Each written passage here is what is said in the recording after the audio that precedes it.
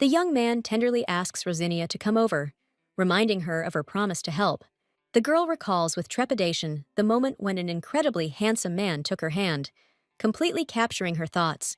The heroine is overcome with doubts because she realizes that she absolutely cannot fall in love with this man. Finding herself in his arms on the bed, Rosinia timidly wonders if she can just hold his hand. The guy, with a slight grin, guesses her innocent desire. Understanding the true reason for her embarrassment, the girl panics and tries to distance herself because her closeness with the main character of this world could lead to disaster. A terrible prophecy about the sister of the ruler of the evil magic tower flashes in her mind, foreshadowing trouble. The heroine despairs as she thinks about how to tell her lover about her dark secret and the threat looming over them. Suddenly, the young man turns into a little child and joyfully admits that he is not the only one who is in love. Returning to his adult form, the young man directly asks her if she still hasn't guessed about his feelings. With tears in her eyes, the girl realizes her mistake, because until the very end, she believed that she was just a passing amusement for him. The young man seriously declares that he is not one of those who talk about sympathy for the sake of one night, destroying her worst fears. Rosinia asks incredulously if this means that their relationship is more than just some kind of affair for him. Her words hurt the hero, and he repeats the question with cold indignation, hurt by her doubt of his feelings. The guy decisively closes the distance, warning that once everything is started, there is no turning back. He gently pulls the girl towards him, enveloping her in an embrace that promises both protection and captivity. A man, beautiful as a deity, tremblingly pronounces Rosie's name, burying his face in her hair. The young man imperiously declares that from now on, only she will hug him, establishing her own rules for their intimacy. His hot whisper continues with a promise that she will kiss only him. The heroine tries to object, but he stops her attempts, allowing him to touch him as much as he wants and drawing her into the abyss of passion. Giving in to his pressure, the girl responds to the kiss, completely dissolving in the moment and forgetting about everything. Suddenly, a terrible revelation hits her as she remembers that she is just a character from a novel. Lines from the book, describing him as the one and only protagonist of this world, come to mind. A bright flash of a vision of the future flashes by, where he bravely fights with her brother, the Lord of Darkness. Rosinia remembers her true, insignificant role. She is a forgotten minor character who was reborn into this world. Returning to reality from the depths of memories, she realizes that the events of 20 years ago predetermined her fate. The heroine is overcome with horror by the realization that from the very beginning, she did not know the truth about her reincarnation or the bloody massacre.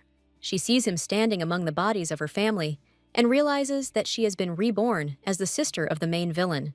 She was destined for a terrible fate, to die at the hands of the protagonist because of her brother's crimes. A childhood memory of being scared by a snake makes her wonder why this terrible truth has come to her attention now. Little Rosinia is gripped by a chilling horror at the thought that she could die at any moment. All the blame for her predetermined death lies with her brother, who is destined to become a great villain. To survive, the little girl has to pretend to be a charming 3-year-old, evoking affection in those around her. Her brother creates a snake out of water with frightening ease, demonstrating his innate magical gift. The girl is shocked at how easily this 7-year-old child uses the most complex gravity-bending magic. This boy, only 4 years older, will one day become the youngest and most powerful master of the ominous tower. He will bring chaos and destruction to the world, but will ultimately be defeated by the story's protagonist.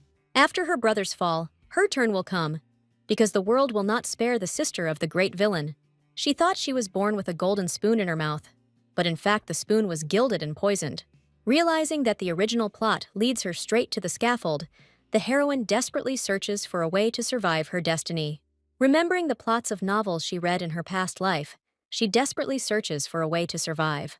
The girl watches in horror as her insanely brilliant brother easily masters the most complex books on magic. The cold gaze of scarlet eyes pierces her through and through, and the boy dispassionately inquires about the reason for her close attention. The heroine falls into a stupor, unable to imagine how to influence the future sociopath, and in despair decides to give up. On a momentary impulse, Rosinia throws the water snake he created right into his face. A chilling fear grips her, because now she is sure that her brother will want to kill her, and she mentally asks for a quick and painless death. The tense silence drags on, and the girl waits with bated breath for his reaction, not understanding what is happening. Instead of the expected anger, the boy unexpectedly offers to teach her gravity-bending magic, which leaves his sister completely stupefied. Recognizing her as his sister for the first time, he declares that she too will become a genius, and calls her to him, puzzling her even more. Having seated her on his lap with a heavy book, the young villain confidently declares that for a genius like her, learning will be easy. Rosinia is completely shocked by the complex magic book, mentally indignant that her brother does not think at all about her age. Adrian delivers his verdict with an unperturbed expression, declaring his little sister a true genius. Dimly realizing that she had passed his strange test, the girl realizes that he was happy to have found a soulmate. After this incident with a 3-year-old reading a book about magic, her brother begins to take her with him to show her the world outside the castle walls. In his arms, she sees the world in bright colors for the first time, feeling an unusual warmth and care. Noticing their rapprochement, Adrian announces to his father that he will personally take on all of his sister's magical training. Despite Rosinia's embarrassed denials, their father sees only the touching closeness of the children and becomes happier. Her father happily hands over her education to Adrian, horrifying the heroine with such a villainous education. The boy silently lifts her into his arms, leaving her no chance to escape or object. Cursing this damn villain in her thoughts, the little girl vows to endure everything and one day definitely tame him. Thus began her life as Hadrian's secret younger sister, hidden from everyone in a high tower. Years later, on a summer day of her 20th birthday, she had transformed into a beautiful young lady, ready to change her destiny. The girl decisively bursts into her brother's office, disrupting his concentrated work on documents. Rosinia Hill bluntly tells 24-year-old Adrian that she knows about his plans to go south to subdue demonic beasts. The 20-year-old heroine, with unshakable confidence, announces that she is going on this journey with him. The young man reproachfully remarks that she should have chosen a stronger door, hinting at her clumsiness despite years of studying magic. The girl counters that she's simply tired of hanging around in the tower all year round, and that she just wants to relax at the villa. After a tense pause and a reminder of last year's absence, the young man unexpectedly agrees to take her with him. The heroine's face lights up with a happy smile, and she sincerely thanks her brother for the long-awaited permission. With slight embarrassment, Adrian sets a strict condition, allowing her to be only on the territory of the villa and nowhere else. She could not even imagine what a fateful meeting awaited her in this seemingly heavenly place. Rosinia enthusiastically accepts his condition, anticipating the long-awaited journey and freedom. On the seashore, a girl, enchanted by the beauty of a shell, feels truly alive for the first time in a long time. Running carefree along the water's edge at sunset, she happily calls her companion to dinner. A stranger suddenly appears and reproachfully asks where she left her shoes again, but the girl only playfully waves him off. The man easily picks her up in his arms, promising her a barbecue and asking her to be patient while she capriciously demands food. He carries her in his arms against the backdrop of the sunset, and she thinks sadly that her real brother Adrian would have abandoned her long ago. The girl realizes that he is not so terrible, and hopefully thinks that this can be considered the beginning of her successful rehabilitation. Meanwhile, in the palace, the emperor gives an order that requires Hadrian to leave for the capital tomorrow, leaving Rosinia completely alone. He carries her through the gates of the villa, and she, intoxicated with happiness, anticipates her first real freedom in all these years. Saying goodbye to her brother, Rosinia asks him with a smile to be careful and to come back soon. Adrian just smirks, because her naive concern seems funny to him, and he thinks that she is the one who needs caution. She has no idea that her brother is the one and only ruler of the magic tower, who knows no fear. The whole world bows before his power, and his warning gesture only emphasizes its fragility. The girl sweetly assures him that she will be safe, secretly cursing his suffocating sister complex. He leaves on a month-long trip, casting a final warning glance at her, full of hidden threats. Before the carriage has time to disappear from sight, a huge red-eyed wolf, sent to keep an eye on it, materializes in front of it. She realizes that this is Adrian's summoned beast, and now she has to somehow get along with this intrusive spy. A daring plan is brewing in Rosinia's head. If she can't get rid of the warden, she'll just have to bribe him. The heroine knows the weakness of all summoned creatures, because concentrated mana is their most coveted delicacy. Confident in her abilities, Rosinia easily creates a ball of pure mana immediately attracting the wolf's interested attention. She playfully teases the animal, offering it a treat and watching it wag its tail impatiently in anticipation. The girl coquettishly considers whether it is worth giving away such a valuable clod of energy just like that, because her magic is expensive. Crouching in front of the wolf, the heroine offers him a deal, promising to give him a ball of mana, but only if one condition is met. In exchange for keeping silent about her movements and meetings, she promises to supply her overseer with tasty mana pellets all summer. The deal is made, and the girl, wishing him bon appetit, throws the sphere to the delighted wolf, buying herself freedom. Finding herself alone in the city for the first time in years, she invites her accomplice to try fruit kebabs. Suddenly, the wolf notices that the sky is getting dark, and Rosinia realizes with alarm that she must not catch a cold. Enjoying her freedom, she walks with delight through the market, buying juicy apples and looking at beautiful jewelry. With the first drops of rain, the heroine decides it is time to return, completing her first independent foray into the world. A girl with an umbrella freezes in the rain, struck by the unexpected sight that disturbs her solitude. Suddenly, right in front of her, a mysterious stranger with platinum hair falls unconscious on the wet cobblestones. The wolf growls menacingly, and Rosinia wonders with suspicion why this fugitive criminal fell on her family's private land. Despite the danger, her gaze is drawn to his aristocratic features, blonde hair, and tall stature. His face, even in an unconscious state, is striking in its unearthly beauty, completely at odds with the image of a criminal. The wolf's growl confirms her worst fears, as Adrian's spirit beast unmistakably senses a threat to its master. She realizes that this man is somehow connected to Adrian, and she desperately tries to understand who he really is. Looking at his features, the girl is pierced by a vague feeling that she has seen this familiar face somewhere before. Memory helpfully throws her a vivid picture of a banquet in the imperial palace that took place 4 years ago. And here he is, the main character of this world, whom she saw only once, but whose aura and appearance were forever etched in her memory. Even from afar, he shone so blindingly brightly that his divine aura could outshine everything around him. A chilling horror pierces her, because in front of her is the one who is destined to kill her and her brother, the sworn enemy of their family. The plot of a well-known fantasy novel called The Duke's Only Partner comes to mind. The main character of this story was Sierra, a beautiful commoner endowed with a rare sacred power. One day she meets the only Duke of the Empire, the cold and irresistible Ruvelin Rashian. Their story begins with a contractual relationship, following the popular plot. First a contract, then love. The Duke had such charm that even the most hackneyed romantic clichés seemed fresh and exciting when performed by him. The heartbreaking attraction was just the beginning of their journey, where he promised to do anything for her. In the heat of passion, he confessed that she was all he had, his one and only world. This man saw only the main character, and his boundless love was so sweet that butterflies fluttered in Rosinia's stomach. But behind the sweet exterior lurked an extremely jealous yandere whose obsession knew no bounds. He carefully prepared for the night of love, anticipating the moment when his beloved would completely submit to him. The passionate lover was in fact an innocent virgin who had never even hugged a girl before meeting the heroine. Despite his inexperience, he used techniques that made the heroine cry with pleasure.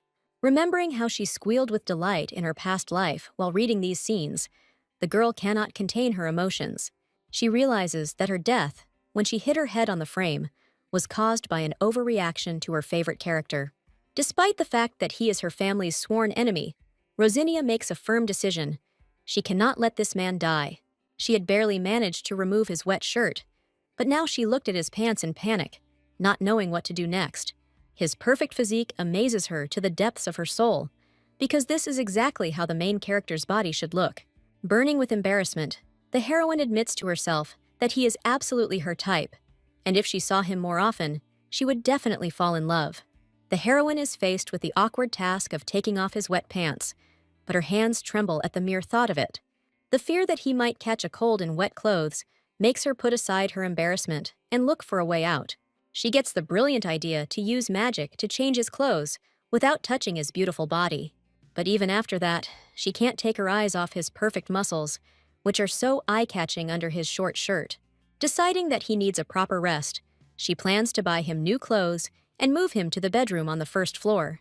However, after trying to give him medicine, The girl panicked and realized that he had suddenly developed a high fever.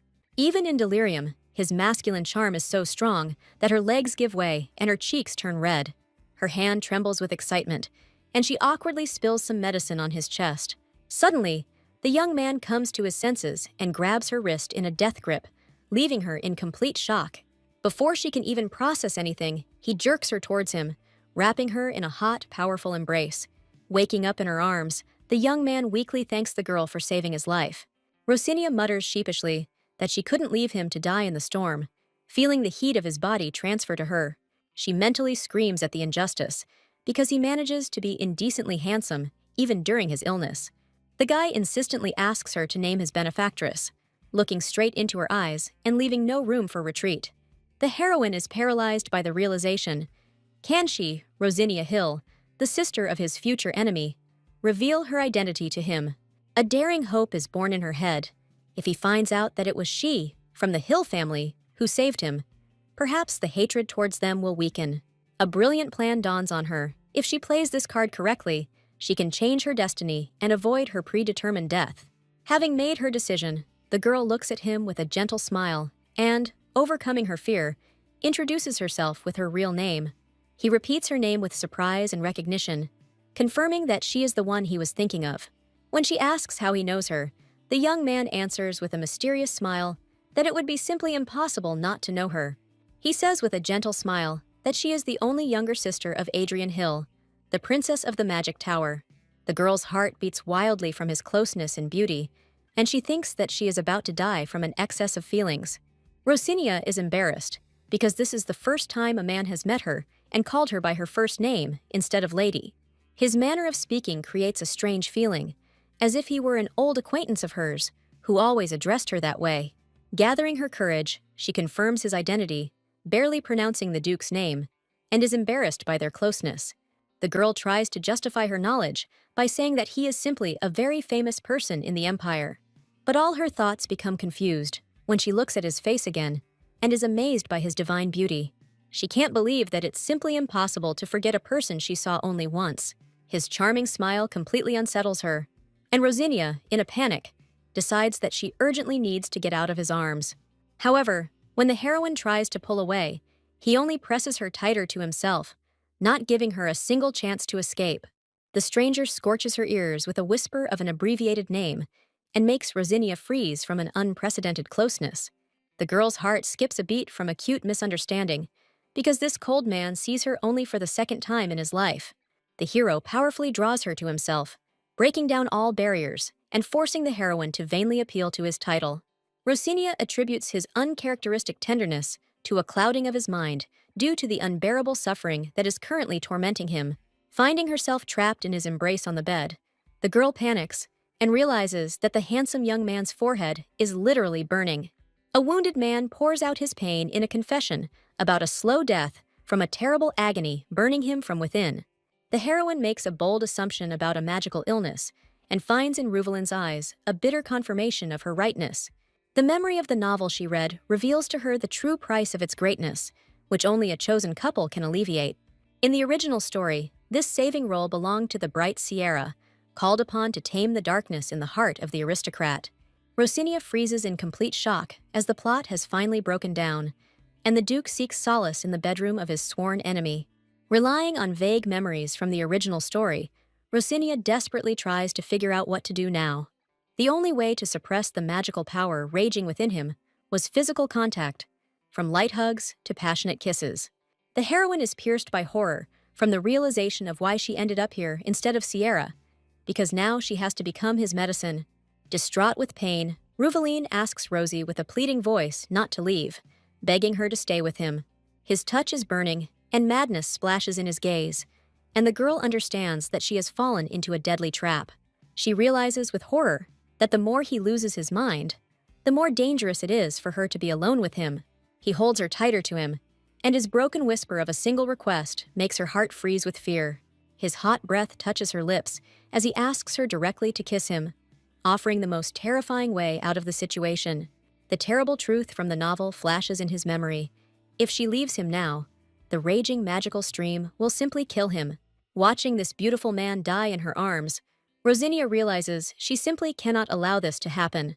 Rosinia, in a panic, rejects the very idea of intimacy because suppressing madness is the main character's task, not hers. She desperately tries to resist because her common sense screams that getting involved with the main character is the worst possible idea. His hot whisper asking for a kiss and his desperate confession that he will die without her destroys all her defenses. The girl tries to reach out to him by asking about his well-being, but his closeness threatens to plunge her into trouble. He only repeats that he feels death approaching and clings to her even tighter, seeking salvation in her warmth. His plea for help and desperate admission that he needs her leaves her with a terrible choice. A scream runs through her head. He can't die here, because the romance of the century with a real heroine awaits him. Casting aside all doubts and fears, she makes a fateful decision and, stuttering, invites him to simply kiss. Trying to maintain at least a modicum of control, she clarifies that they will start with a simple kiss, and he immediately agrees. However, his fiery gaze makes her doubt, because she gets the feeling that they are talking about completely different things. Closing her eyes, Rosinia gives him a gentle kiss, hoping that this will be enough to save him. A simple kiss quickly turns passionate, and the girl realizes that she is faced with a much bigger problem than she expected. He showers her with kisses, and she wonders in confusion if he is truly suffering from madness or if he is already okay. This kiss, meant to suppress magic, lasts too long, and she feels his raging power pouring into her. The magic has long since died down, but he still doesn't stop, and the girl's head is spinning from his insatiability. She weakly tries to push him away, but he only softly says her name and continues caressing her, completely ignoring her protest.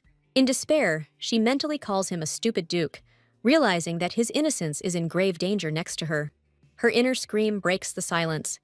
Where is his beautiful heroine, and why is he doing this to her, the sister of his enemy? Suddenly, he sits up, his face contorted in pain again, even though the magic seemed to be under control. He looks at her with a hazy gaze, and despite her pleas to stop, his desire only seems to grow stronger. His hot whisper demanding that she give him more leaves her in shock and awe at the same time. She understands that he is one of those men who drive people crazy in a variety of sophisticated ways. Despite the temptation, Rosinia firmly decides to adhere to her principle, not to touch another man. The girl tries to explain that such a relationship is completely wrong and will not lead to anything good. Noticing her confusion, he asks her with concern if he has pushed her too hard. Softening, the Duke gently strokes her head and agrees that a simple kiss is enough for today. His beauty makes her dizzy again, and she panics and decides that she needs to run away before she loses control. The girl quickly slips off the bed, leaving him alone and confused by her sudden escape. Trying to maintain an innocent face after such a passionate kiss, she quickly wishes him good night. Unable to resist his charm any longer, the heroine uses magic to force him to sleep and escape. With a slight smile, she bids him good night, hoping that the storm in her heart will subside with his sleep. Meanwhile, in the military camp, the knights eagerly await the return of their leader, whose absence has dragged on. Captain Verkey coldly cuts off their impatience, reminding them that the Duke promised to return in a month. This stern knight captain seems to be the only one who remains calm in a tense situation. However, the young fair-haired knight notes with envy that his lordship behaves much more friendly with the other boys. Knight Verkey hopes that this time the Duke will return with a truce from the boys from the tower, dreaming of peace. The captain smirks and puts an end to his dreams, calling it an official reason and sending him off to train.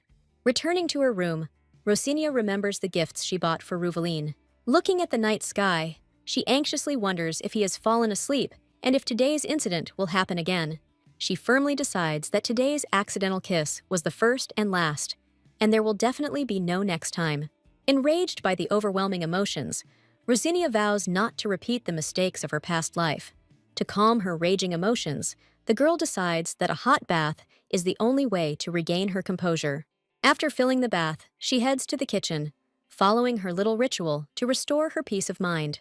Her fragile calm is instantly shattered when Ruvelin appears from the shadows. The girl is overcome with panic because she does not understand how he could wake up after her powerful sleeping spell. Her brain shuts down in embarrassment when she notices that his robe is open, revealing his perfect torso. As the heroine recoils in horror, the man deftly catches her, enveloping her in an unexpected and strong embrace. With a disarming smile, He explains that he couldn't sleep and decided to take a shower, apologizing for using her bathroom. She asks anxiously if he washed in cold water, and his answer that he needed to cool down speaks volumes. Utterly embarrassed, the heroine begs him to get dressed, horrified by the thought that she herself was about to undress in this very room. Smiling seductively, the Duke nods in understanding and gracefully withdraws, leaving her alone with her thoughts. His unexpected offer of help when she was about to take a bath makes her blood run cold with embarrassment. A shocking realization hits Rosinia. Did he really just offer to help her wash up? She is confused and wonders if this guy is really a noble hero or if he is some kind of beast in disguise. Without giving her time to come to her senses, this damn Duke continues to follow her relentlessly wherever she goes. Fate, the villain, mocks her, because the Hill and Rashian families have been sworn enemies for many generations. And now she, the daughter of the Hill family, ironically accidentally picked up and saved the head of an enemy clan. Moreover, she accidentally calmed his madness, and now the Duke seems to have become obsessed with his savior. In despair, the girl clutches her head, realizing that she will have to somehow hide him from her family and the whole world. He thanks her for her help, and she responds politely, realizing that their destinies are now much more closely linked. The young man hugs her tenderly, and his gentle touches make her heart flutter with mixed feelings. An innocent question about her well-being sets off a storm in her soul, because she understands that she is completely unwell, and it is only his fault. Responding to the kiss, Rosinia completely loses control, realizing that all the blame for her condition lies with this man. She desperately wants him to let her go, but his arms only tighten, holding her captive in his scent. The girl feels helpless because this man continues to hold her tightly, not intending to let go for a second. She is tormented not only by the fear of the feud between their families, but also by an unbearable feeling of shame in front of the main character. He throws her off guard with a quiet reminder that it was she who took the initiative in kissing him. The heroine understands that she has fallen into the trap of his embrace, from which she can no longer escape. Burning with embarrassment, Rosie mumbles an apology, admitting that she was too impulsive and gave in to the moment. Gathering the last remnants of her will, she firmly promises him that something like this will never happen again. Smiling seductively, Ruvelin notes that she is indeed impulsive around him, and he likes it. He asserts that it's time for them to go to bed, ignoring her attempts to keep her distance. His offer to take her to the bedroom makes the girl refuse in panic, but her embarrassment reveals her true feelings. Before she can escape, he gently brings a lock of her hair to his lips, inhaling her scent and completely destroying her will. Waking up the next morning, Rosinia is horrified to realize that she has overslept, and now who knows what this man could have done. To her relief, he is still asleep, and the loyal guard wolf happily wags his tail, confirming that nothing has happened. The girl looks with tenderness and anxiety at the sleeping Duke Rashian, drowning in flowers and morning light. Suddenly, a strong hand grabs her by the waist, and she screams in surprise, not even having time to understand what is happening. The next moment, she finds herself in his arms, pressed against his warm chest, and her heart stops with fear and excitement. She is shocked to realize that he is hugging her in her sleep, and a thought pierces her. What kind of strange habits does this man have? His sleepy whisper of her name makes Rosinia freeze, and her cheeks flush. Coming to his senses, Ruvelin sheepishly apologizes, explaining that he mistook her for part of his dream. The girl melts from his flushed face, realizing that she is hopelessly weak in front of beautiful faces. Gathering her strength, she sternly scolds him, declaring that being so sweet and handsome is a real crime. With a radiant smile, the heroine invites him to look at the sea together, completely ignoring the awkwardness of the moment. He looks at her with undisguised admiration, admitting that he was too busy looking at her to remember the taste of breakfast. His open flirting and sweet smile make her heart beat faster, and she desperately wants to pinch him. Rosinia tries to understand why he continues to smile so charmingly, and comes to the conclusion that perhaps he just loves it. On the seashore, she notices his intense gaze and coquettishly asks what he is looking at so intently. He remains mysteriously silent, but his eyes speak volumes, and she notices that not only he, but also his men, continue to watch her intently.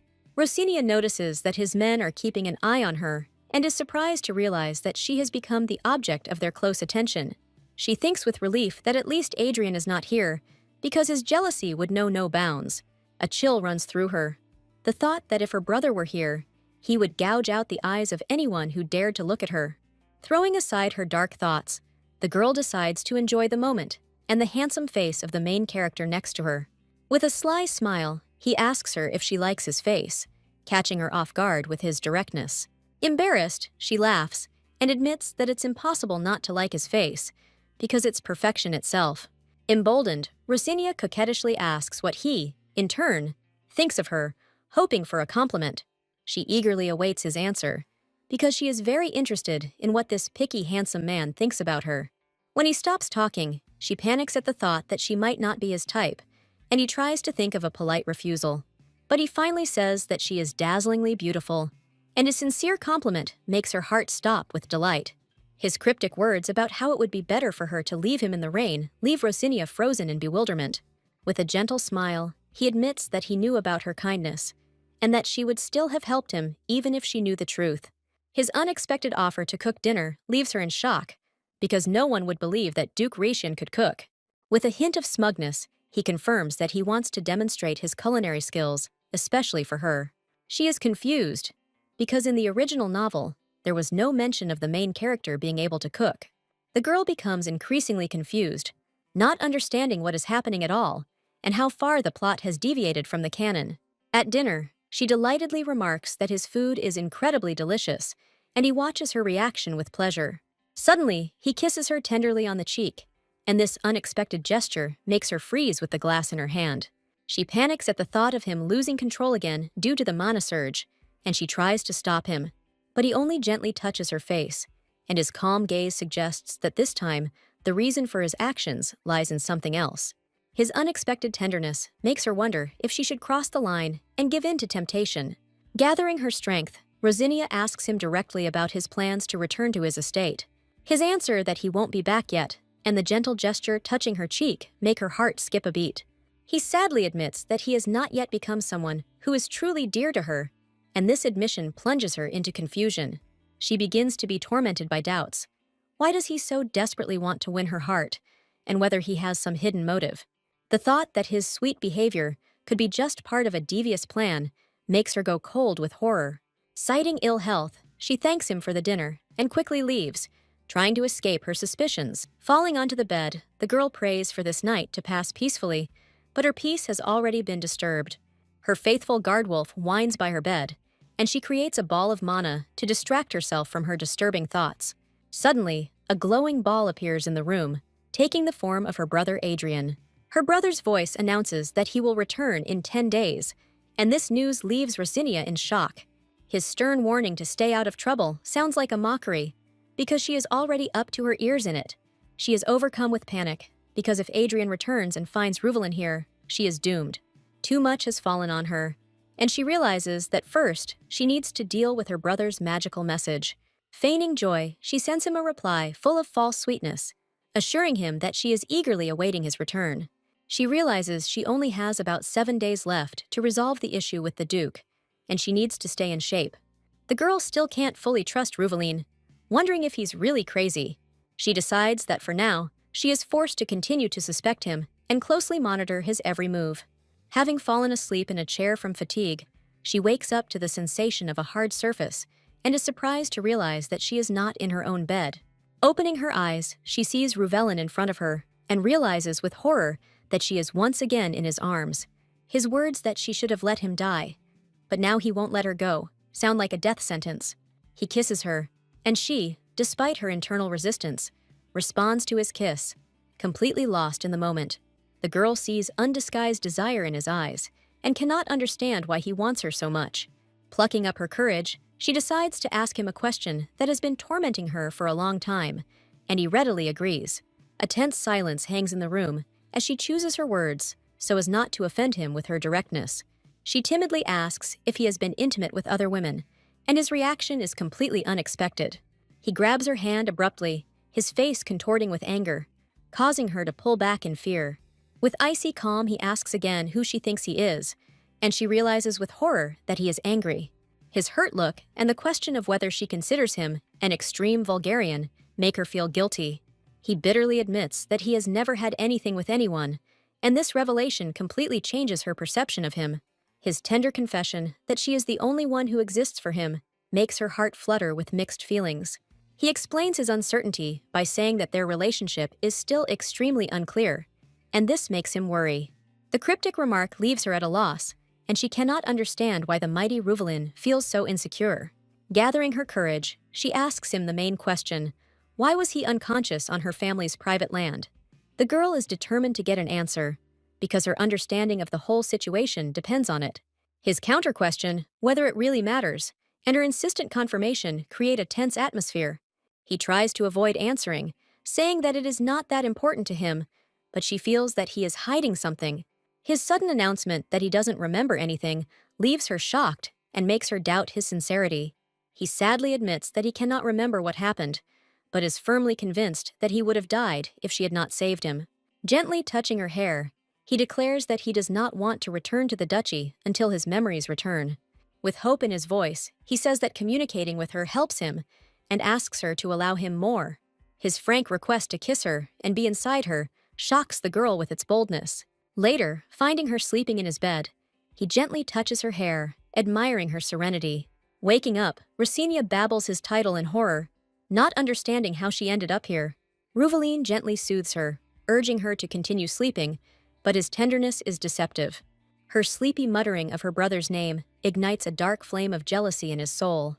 The Duke looks at her with cold fury, tormented by the thought of Adrian. He realizes that Adrian is the person who is closer to Rosinia than he is, and it drives him crazy. His jealousy develops into a dark desire to erase Adrian from her memory in order to become everything to her. Bending over the sleeping girl, he pronounces his oath and demand that she be only his. His quiet whisper promises to possess her completely, from the very beginning to the very end. He wants everything: her body, her heart, her soul, every moment of her existence. His desire had begun long before the banquet, 4 years ago, on that fateful day. At the beginning of summer, when the lilacs in the Russian duchy were in full bloom, fate brought them together. On the day he turned 13, he made a desperate attempt to escape from the suffocating guardianship. But even on his birthday, he was showered with gifts, reminding him of his status and responsibilities. He thought with sadness that today, May 25th, everyone would look at him with feigned sadness. This pity irritated him, because everyone pitied him only because his parents died on the day of his birth. He was tired of this pretense and expectation of affection for parents he had never even met. He was tired of the role of a good and quiet boy, and, throwing off the mask, he thought with contempt what nonsense it all was. Deciding to escape from this hustle and bustle, even if only for a day, the young Duke wonders why he shouldn't do this from time to time. On the day of his escape, he left behind only one letter, marking the beginning of a new chapter in his life. It was the day when it all began, and the young girl with golden hair felt her first taste of true freedom. She hoped that the train, powered by magic crystals, would quickly carry her away from the past. Arriving at Ives Station in the southern part of the Russian duchy, she finds herself in enemy territory. She is alarmed to realize that this territory is under the control of the Hill family, and the mages there are no match for her. Meanwhile, the young Duke thinks with disdain of those who see him only as a precious object for testing.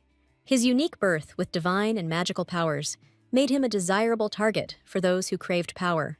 With a bold confidence, the girl declares that she is not afraid of trash like the Hill family. The faint scent of roses catches her attention, and she decides to take a quick look around, not suspecting that it will change her life. The girl wonders with admiration what kind of magician with such a sense of beauty could have built such a wonderful villa. Looking into the garden, she sees a young lady with pink hair serenely painting surrounded by flowers. The beauty and serenity of this girl captivate her, creating an almost unreal picture. A shocking guess strikes her. Could this really be the same daughter that the head of the Hill family had so carefully hidden? She realizes with horror that in front of her is the daughter of the ruler of the magic tower, who is already studying dark magic. Coming closer, she sees that the young lady has simply dozed off over her drawing, and her fears seem ridiculous. A sudden gust of wind blows open the sleeping girl's clothes, and she instinctively covers herself, waking up. Their eyes meet, and the young lady looks at the uninvited guest in surprise. The awkwardness of the moment makes her jump, and she steps back awkwardly, unsure how to react. The girl notes with surprise that this noble lady, despite her status, seems just as ordinary and vulnerable. The lady responds to the innocent question with a disarming smile and a compliment that completely confuses the runaway girl. Stunned and confused, she runs away in panic, leaving behind a confused Rosinia, who calls out to her in bewilderment. Her short summer of freedom is cut short just before her birthday, when she is returned to the duchy as quickly as she fled. She tries to convince herself that it will be easy to forget that rose-like girl, but her image haunts her thoughts. 4 years and 3 months later, an invitation from the Empress herself, addressed to His Highness, arrives at the magnificent palace. The matured Duke accepts the invitation to the banquet with cold determination, realizing that it is his duty. As he prepares to go out, he orders that his outfit be in blue tones, and this choice seems far from random. The day of the banquet arrives, and the imperial palace sparkles with splendor, gathering under its vaults all the nobility of the empire. The center of everyone's attention is Ruvellin, whose beauty and presence attract admiring glances from all sides. But his thoughts are not occupied with small talk, but with the rumor that his sworn enemies will be here today. The spectacular appearance of Adrian and Rosinia in the light-flooded ballroom leaves all the guests speechless in amazement. A whisper runs through the hall as everyone recognizes the tower's powerful master and his mysterious, beautiful companion. In her soft blue dress adorned with roses, Rosinia looks like the very embodiment of innocence and beauty. Recognition strikes Ruvellin. This is the same young lady from his vague but cherished memories of escape. He says her name, Rosinia Hill, with bated breath, and her serene image is forever imprinted on his memory. The crown prince approaches her and makes a bold compliment, catching the girl off guard with his directness. Whirling in a dance, Rosinia shyly thanks the prince for his kind words and admiration for her beauty. Watching them from the sidelines, Ruvellin wonders why Adrian, who had so carefully hidden his sister all this time, suddenly decided to show her to the world. His thoughts take on a dark hue, and he moves towards the dancing couple with cold determination, exuding menace. The Duke's gaze, filled with icy fury, is fixed on the damn crown prince, and he considers whether to strip him of his title right now. Two sworn enemies, Ruvellin and Adrian, meet eyes, and the air between them sparkles with unspoken hatred. Ruvellin's thoughts are occupied by only one name, Adrian Hill, and he can hardly contain his rage.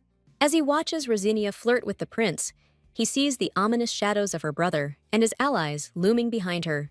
He is struck by the unpleasant realization that he feels a strange resemblance to Adrian Hill, and it infuriates him.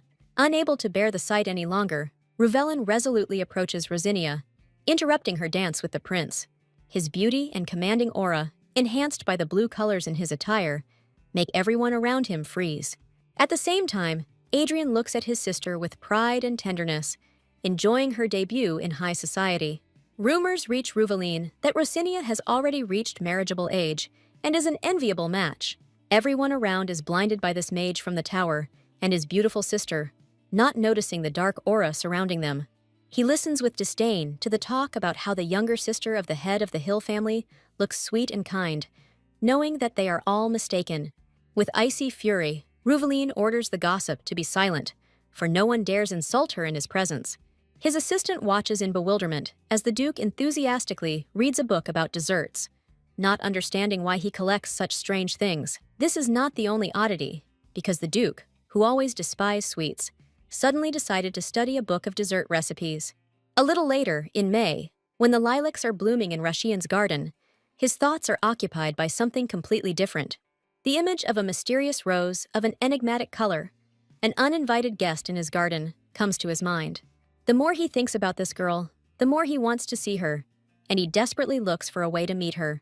His assistant is shocked by the unexpected question, not understanding what is happening to his master. Ruvellin notes with annoyance that damn Adrian Hill continues to ignore all his letters. An idea strikes him, and he interrupts his thoughts to ask who this Adrian Hill is, pretending not to know him. He realizes that there is no way to send a letter directly to Rosinia, and this outrageous limitation infuriates him. The Duke jokingly suggests that the Archmage is holding his little sister captive, and his assistant is horrified to realize that he is talking about the crazy Hill family of mages. Ruvellin desperately searches for a way to contact her, but realizes what a fool he was not to take the chance at the ball. He regretfully recalls how he became confused in the banquet hall, missing the opportunity to talk to her. With cold determination, he declares that he should not have tried to talk, but should have simply kidnapped her. Under the influence of this extraordinary obsession, he finds a super way to meet Rosinia. At the train station, people look at a lonely dog in surprise, not understanding whose pet it is and whether it is the magician's dog. But the problem is that he is not in his human form, and by taking the form of a white dog, he easily jumps over the fence.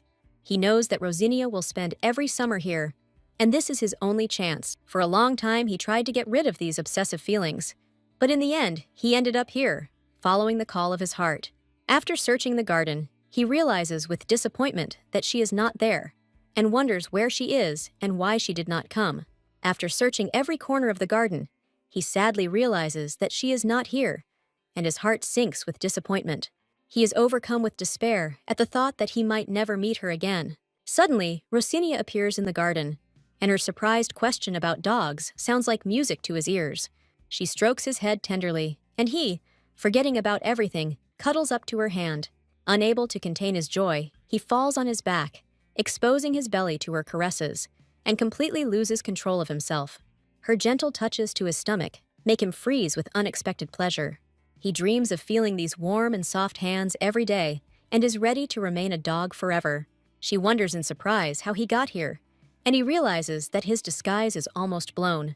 Realizing that in the form of a dog, he cannot become either her lover or her fiancé, he decides to simply be her faithful dog. He wants to turn back into a human, but he's afraid that it will scare her and she'll run away, so he decides to stay in this cute form for now. He decides that if he gradually gets closer to her in his dog form, his revelation will not upset her so much. He is tempted to kiss her on the cheek, but he immediately pushes the thought away, because that would be too much even for a dog. Suddenly, Adrian appears in the garden, and his cold gaze directed at the dog does not bode well.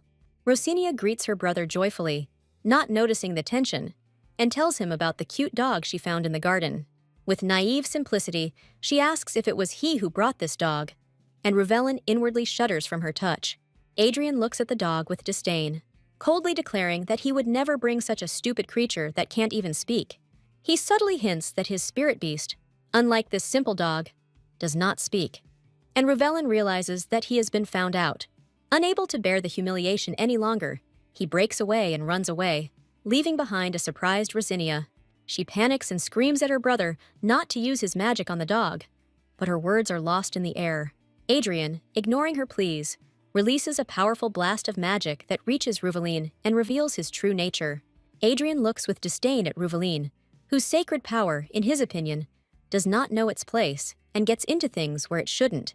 He is irritated that this stranger dares to call his sister by the short name Rosie, which is a sign of unacceptable intimacy. Time passed, and within 4 years, perhaps due to Hadrian's increased surveillance, Rosinia seemed to have disappeared without a trace. Not seeing her even once during these long 4 years, Ruvelin Rashien gradually went mad with longing and uncertainty.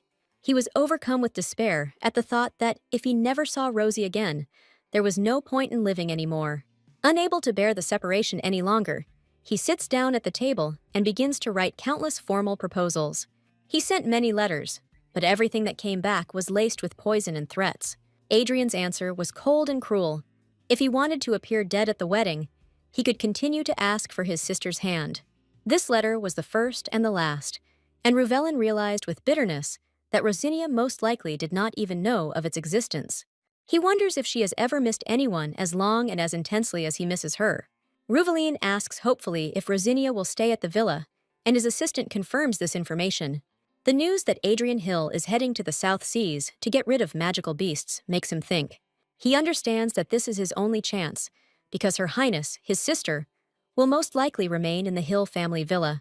His heart skips a beat with anticipation, because he will finally see her again, grown up and even more beautiful.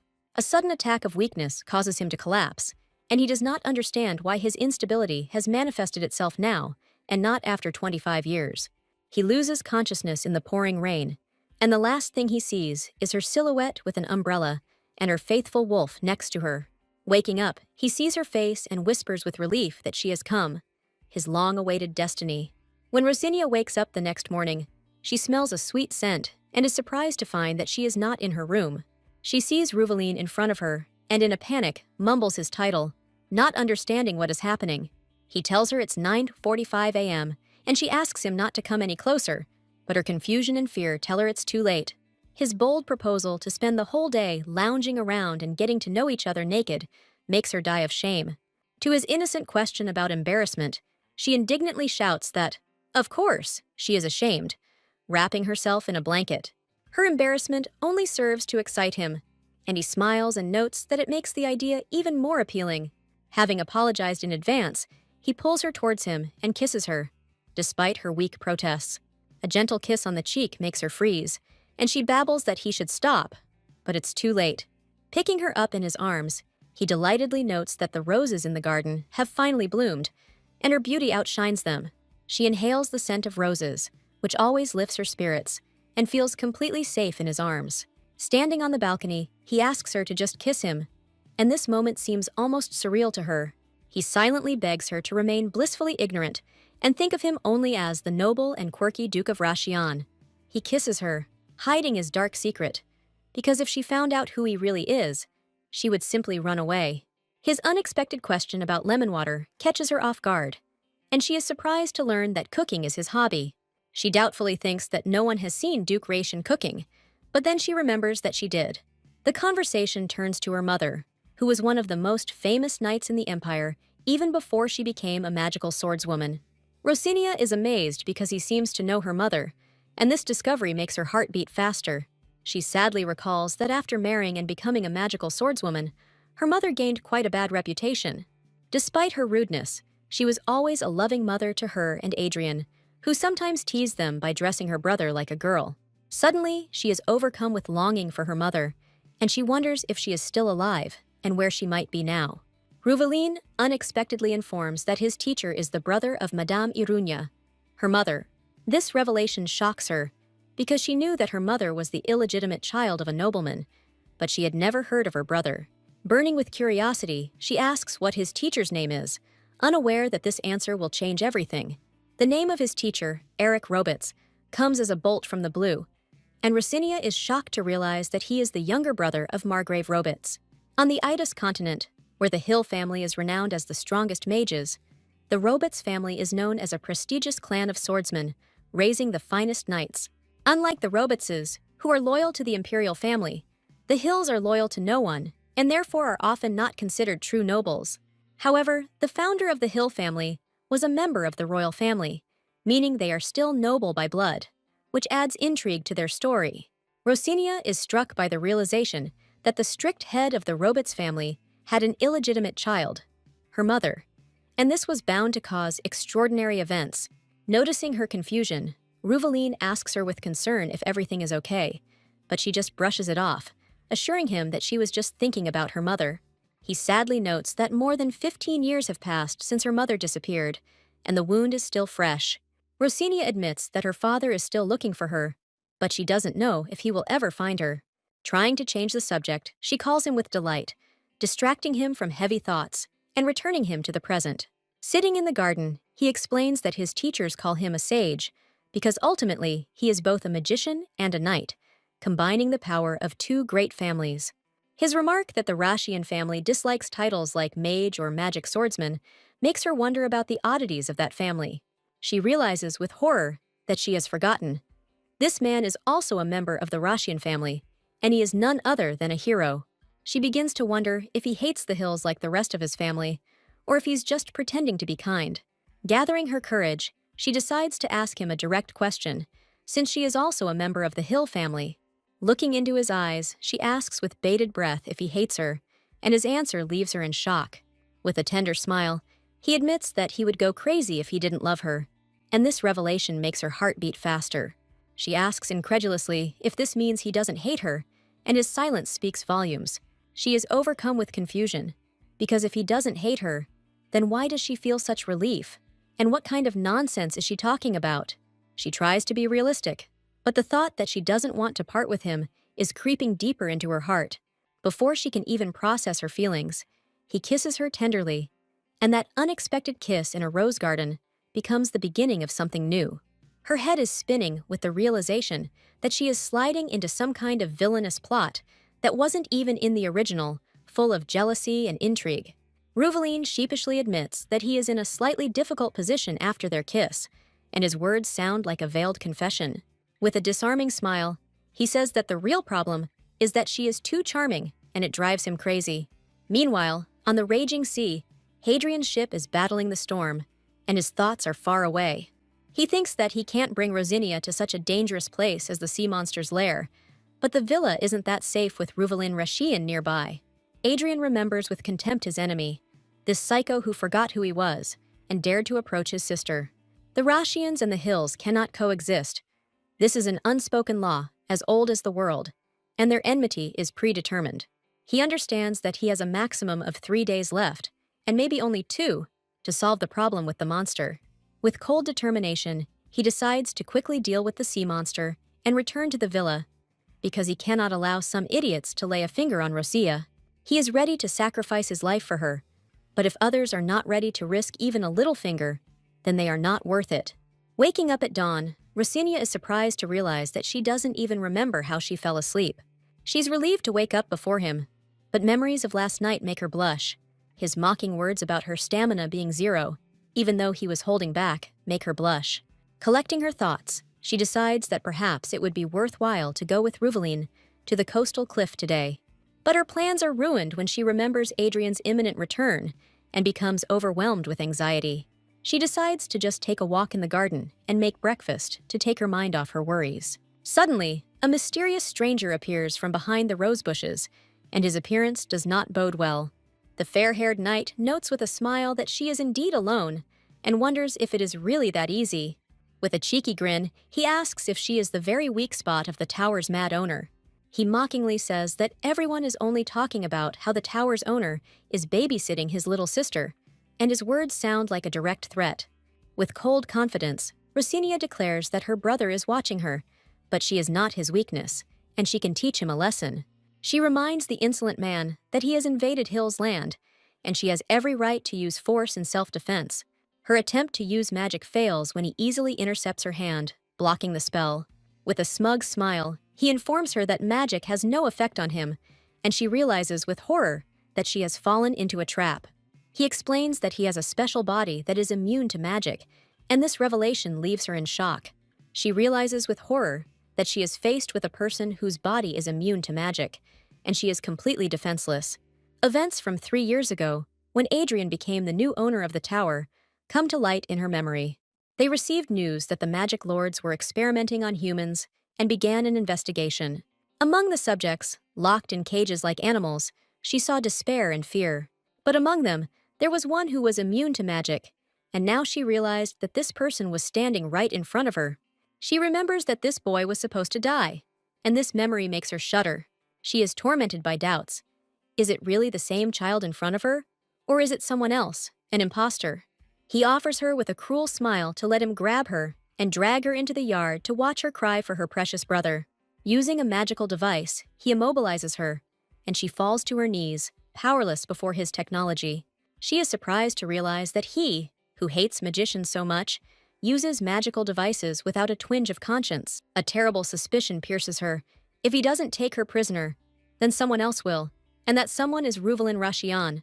Returning to the house, she runs into Ruvelin, who asks worriedly where she has been. With a beaming smile, she replies that she woke up and wanted to make breakfast, hiding her fear. He senses that something has happened, but he realizes that she won't tell him, even if he asks, so he decides to take care of everything himself. She insists that she will prepare breakfast herself, but he gently but persistently suggests that she take a rest, taking the initiative into his own hands. He thought bitterly that just a little more, and he would be able to win her heart. But now she was slipping away from him. A terrible realization pierces him. If he does not win her heart, he will die, because she is his only one. The thought of imagining her with someone else disgusts him, and he realizes that it would be better to die. But he immediately pushes this thought away, because he does not want to die and lose the opportunity to spend time with Rosinia. He finally has his chance, and he can't ruin it, because now is not the time for despair. He offers to help her in the kitchen, hoping that cooking breakfast together will help them bond. Over breakfast, he decides to take a risky step and test her feelings, realizing that this could ruin everything. He asks her point blank if she'll just let him die if his mana gets out of control again. Back in his room, he feels his body heat up again and knows his time is running out. She finds him in bed, weak and suffering, and realizes with horror that she knew this would happen. Waking up, he says her name in a weak voice and asks with a smile if he has died and gone to heaven. With tears in her eyes, she gently touches his face and asks why he is crying. But her own voice trembles with suppressed sobs. He asks bitterly why she is avoiding him, and his pain echoes in her heart. In desperation, he begs her for help, and she, unable to resist any longer, falls into his arms. She kisses him, realizing that she cannot let him die, and this kiss becomes their shared secret. Having realized her true feelings for him, she understands that this man may not be in his right mind, but it doesn't matter anymore. She is tormented by doubts that he may be pretending to deceive and take her away, but his suffering seems all too real. Their passion flares up with renewed vigor, and in the fog of desire, she can no longer distinguish truth from lies. Waking up in his arms, she wonders in horror what she is doing and is overcome with panic. She had never felt so confused in her life, not understanding why he was following her and why she had allowed everything to turn out this way. Seeing her tears, he asks anxiously if she is in pain, and his concern seems so sincere. He begs her to be patient and not let him go, and his despair echoes in her heart as pain. She's been thinking about exactly how she feels about him for too long, and now her feelings are bursting out. He is the first person who has ever made her feel this way, and it scares and attracts her at the same time, because he was the one who kissed her first, and that feeling was special for her, making her want more. She realizes that she should have contacted the duchy, but she didn't, because parting with it would have been unbearable. She is tormented by the thought that if she is the only one whose heart is fluttering and who is suffering, then what should she do next? Seeing her tears, he repentantly asks for forgiveness, admitting that he is the only one to blame for everything. He hugs her tenderly, begging her not to cry, and in his arms she finds unexpected comfort. His touch calms her, and she, burying her face in his shoulder, allows herself to be weak for the first time in a long time. Faced with a threat, the heroine realizes that she has only two options: become a hostage or stab him in the back. With cold determination, she decides to play along with him in order to lure him into a trap herself if he pursues his own goals. She throws the accusation in his face that he fell in their garden on purpose to get close to her and take revenge on her brother. The girl is torn apart by shame and anger at herself because she feels that she was simply used, and she so stupidly fell in love at the first meeting. However, his sincere reaction to her words makes her heart skip a beat, because she understands that he was serious all this time. She bitterly admits to herself that despite all suspicions and logic, she simply could not help but fall in love with him. A terrible realization hits her. He was sane all this time, and his memory loss was just an elaborate lie. Ruvelin swears passionately that he would never dare to use her, because even the thought of it is unbearable for him. Rosinia recalls that his strange behavior, as if he were in love, made her believe in a cunning plan. And that explains it all, because there was never any reason why anyone from the family that ruined his life could fall in love with her without an ulterior motive. Ruvelin desperately denies her accusations, insisting that it was not a plan, and she begs him to be honest. She demands answers as to why their garden, and why he was so kind to her, the sister of his enemy. Unable to bear the lies any longer, Rosinia casts a spell on him that reveals any lie. She thinks bitterly that she could have used this magic much earlier, but she didn't want to ruin her rose-colored glasses. Before he starts talking, he asks her with a pleading voice to promise one thing. He begs her to promise that she will not hate him after she hears the whole truth. The thought that he has a secret so terrible that she might hate him pierces her, but she decides to listen first. He begins his story by saying that he was 13 when he first saw her, and her image was forever imprinted in his memory. He confesses with trepidation that he would sneak into her garden and watch her while she slept, and run away as soon as she woke up. The lie detection magic doesn't react, and she realizes with horror that everything he says is true, and his obsession goes much deeper than she thought. Rosinia tries to remember how old she was when he was 13, but her memory fails her. He tenderly admits that it was the first time he felt something like this, and even then, he fell in love with her. She is shocked to realize that he liked her for more than 8 years, and it seems simply unbelievable to her. He says that at a banquet in the palace, when he saw her, he realized something. He passionately desires her. Despite her doubts, he says with confidence that he is crazy about her, and his words sound like a vow.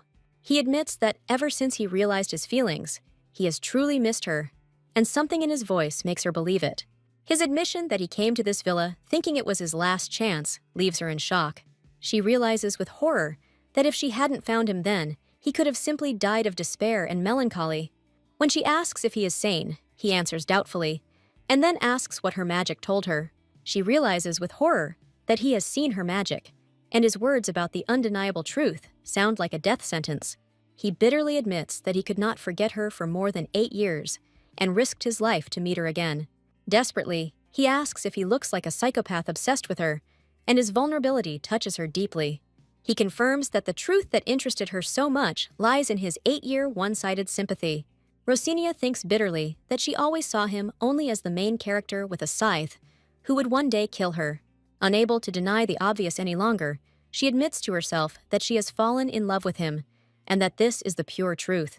She's in a panic because the more she learns about this guy, the more he seems like a crazy stalker to her, and now she's in big trouble. She hopefully asks if he has come simply to meet her and not to use her, and he passionately confesses his love to her. Trying to stop his impulse, she puts out her leg, but his determination is unwavering. She anxiously tells him about her encounter in the garden with a blonde man who is immune to magic. She conveys to him the threat of the stranger, who called her Adrian's weakness and promised to capture her. Ruvelin, with cold confidence, reports that the boy is Alex, his subordinate, whom he did not call here. She is shocked by this confession, but he immediately assures her that Alex's words are a lie, slyly asking if her lie detection magic still works. With the help of her magic, she makes sure that he is telling the truth, and he, with a slight grin, calls her ability a very useful thing. He states with unwavering determination that his goal has remained unchanged from the very beginning. His only goal has always been to find her, and now that he has achieved his goal, his gaze is full of tenderness. The whole room is filled with his commanding aura, and she, small and fragile, looks up at him, holding her breath. Putting aside any misunderstandings, she decisively suggests discussing what to do next, since her brother Adrian will soon return. But he interrupts her gently, touching her face tenderly, and makes it clear that there is something more important than her brother. Before she can protest, he pulls her into his arms, his heated whisper promising to ask her one and only question. Her confused question is drowned out by his sudden kiss, which takes her by surprise and makes her heart stop. His tender question about the reason for her tears makes her heart stop, and she gets lost in his caring gaze. Embarrassed, she admits that she thought he was trying to use her, and this upset her greatly. Her words hurt him, and he asks with pain in his voice if she really thought that. She cries out with tears in her eyes that it could not have been otherwise, because his good attitude confused her, making her suspect the worst. He whispers tenderly that he couldn't help but be kind to her because she is the only one for him. To her shocked question if he loves her, he answers yes without hesitation, his smile full of sincerity. He adds that his feelings go beyond love, and she panics, trying to understand what kind of fairy tale nonsense this is. With cold determination, he says that he has made his decision, and even if she hates him, he is ready to accept it. Leaning towards her, he declares that it doesn't matter when her brother comes, because it won't change anything, and kisses her. The loyal guard wolf, hearing a whine from behind the door, wonders in bewilderment why she is whining like that. A sudden noise makes her jump out of bed and rush to the window, sensing something bad is happening. Her worst fears are confirmed when she sees a ship in the distance returning to port. She realizes with horror that Adrian has returned, and her secret idol is about to collapse. In a panic, she tries to wake up Ruvelin, begging him to get up, because they have almost no time left. Her desperate cry that her brother has returned finally brings him to his senses, and he looks at her with concern. Trying to maintain her composure, she explains the situation to him, reminding him that they were simply holding each other for healing purposes. He offers her another option, which makes her heart skip a beat in surprise.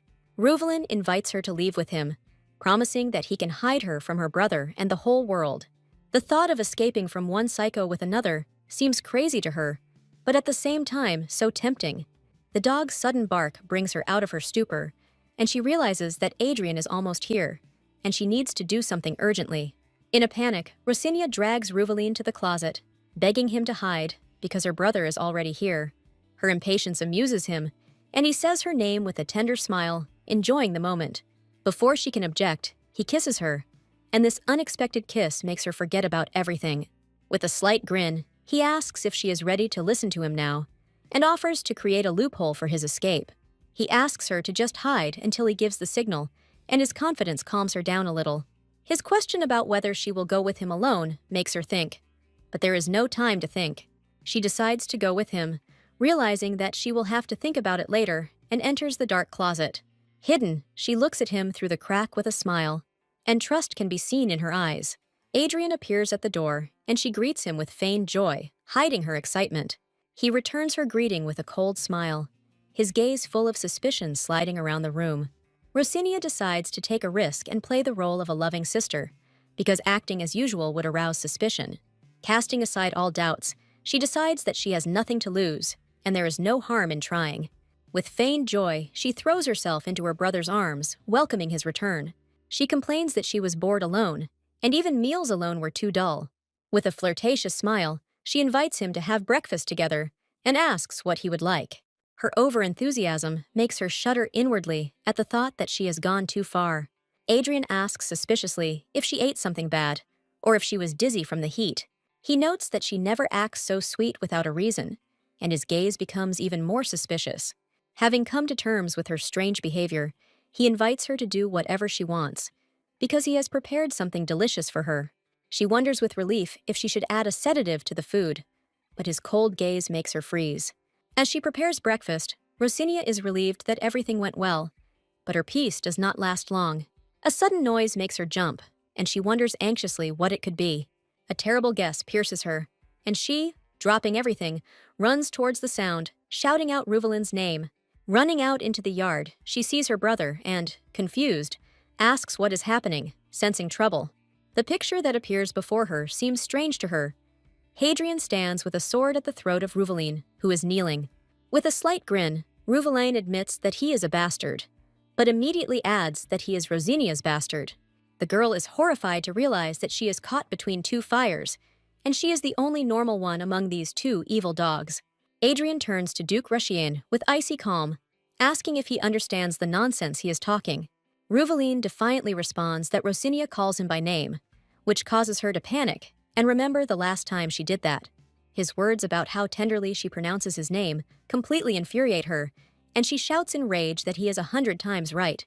Ruvelin's words make Hadrian boil with rage, and he calls the creature a beast with contempt. Grabbing his cane, which turns out to be a magical artifact, he angrily asks what he did to his sister.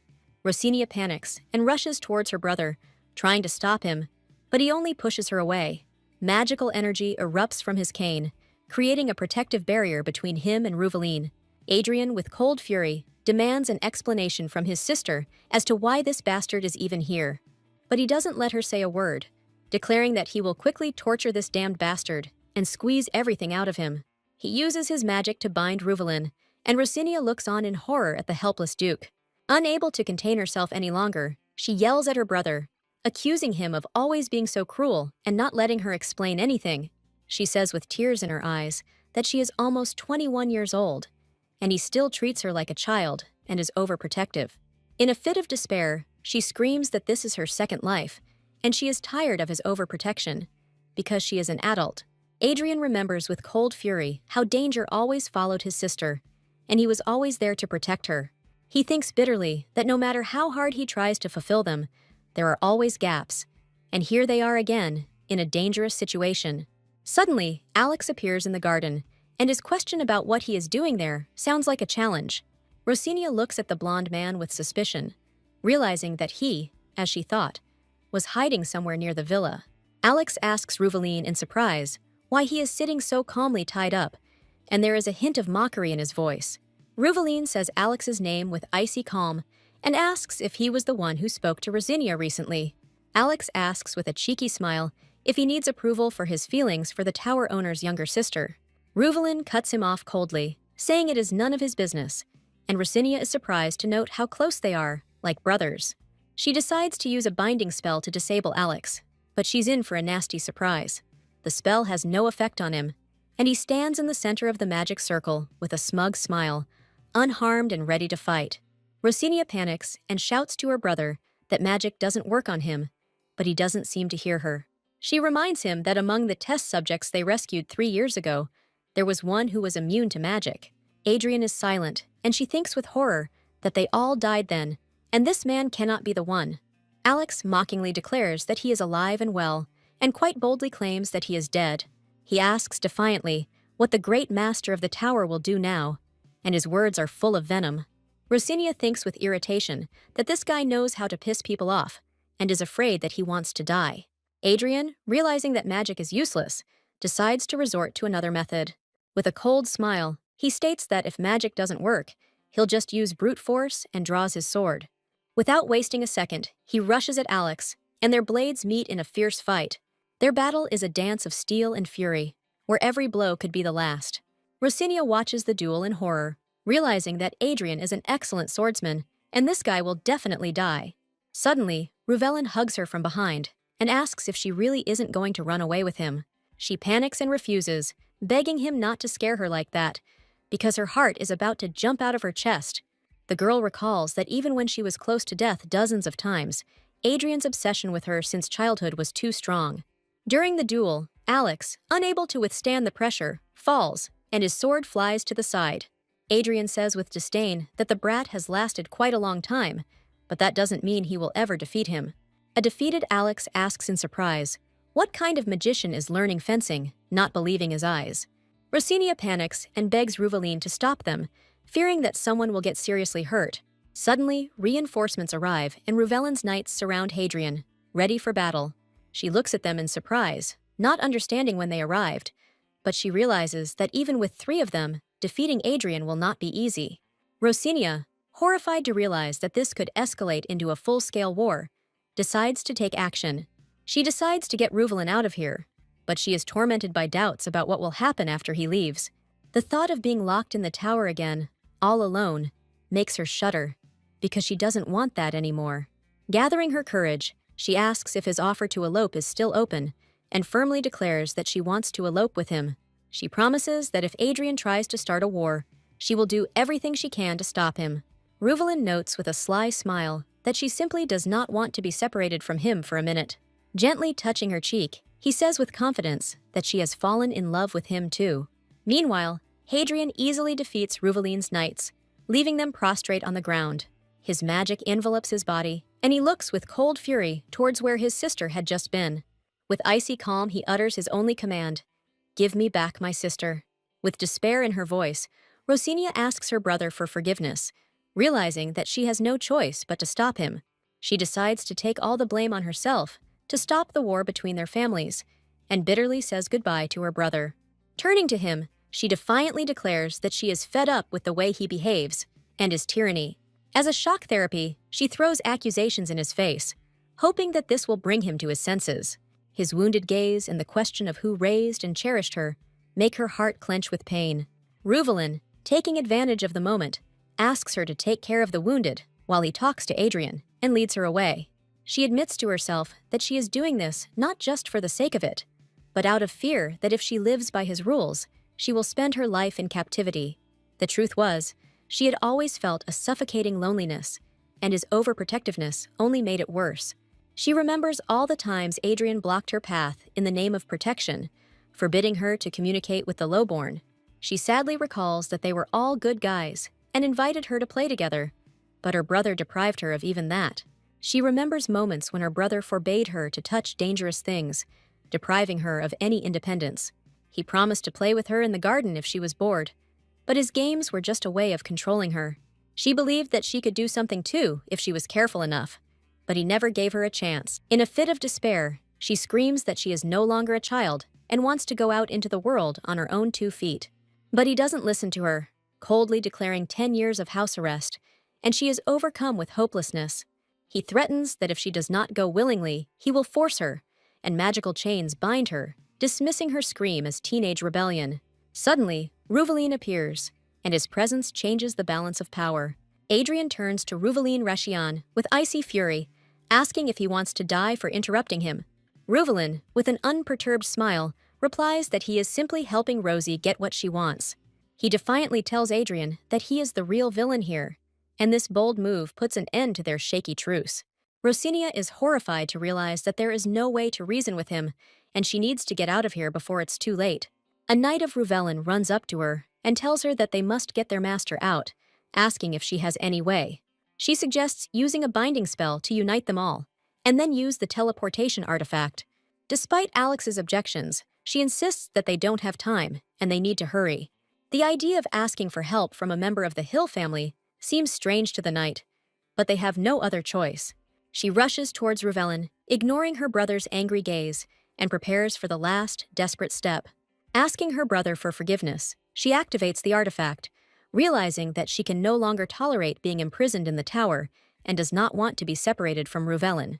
She declares that this is her life, and she wants to live her own life, to see the world beyond the walls of the tower. She admits that he hurt her, but it is true that she hates him, and she can no longer deny her feelings.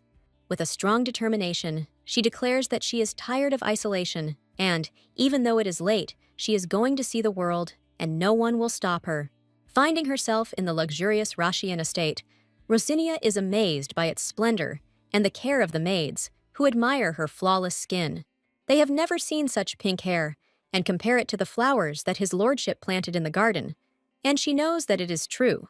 The delighted maids ask her if she has seen the roses growing in the Duke's garden, and she is overcome with confusion.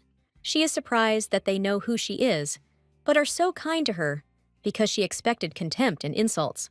The maids say with admiration that her eyes shine like blossoming roses, and this comparison seems mysterious and beautiful to her.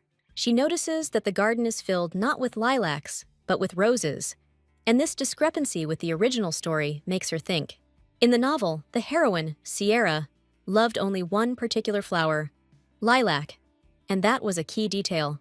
She really loved the episode where Ruvelin filled the estate with lilacs just for Sierra, and now she doesn't understand what has changed.